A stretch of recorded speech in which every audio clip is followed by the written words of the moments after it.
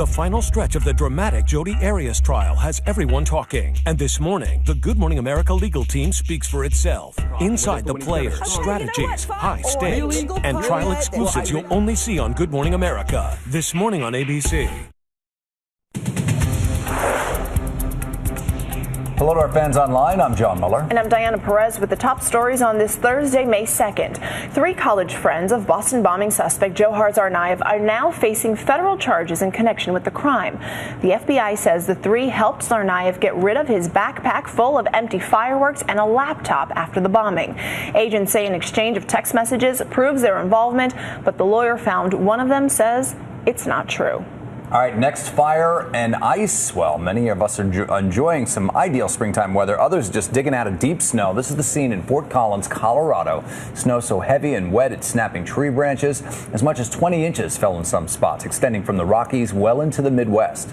And meanwhile, about 90 miles from L.A., a scene from summer, strong winds fueling a wildfire that has forced some people out of their homes. It has already burned about 3,000 acres, along with at least one house and several vehicles. No word yet on when it will be contained. May Day protests turned ugly in Seattle. Protesters smashed windows and tossed metal pipes at police cars.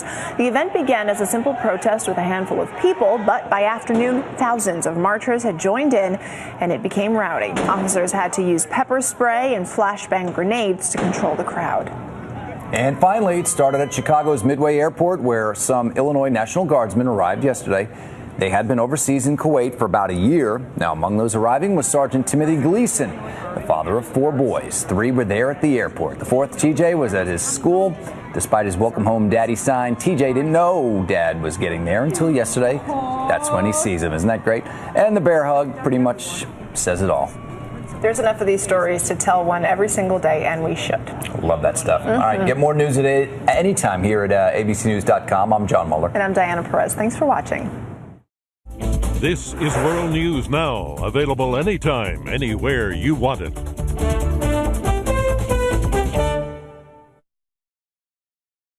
ABC News, the country's premier news brand, where Americans go to see the whole picture. Together with Yahoo News, the world's #1 news site on the web. This is America's #1 digital news source.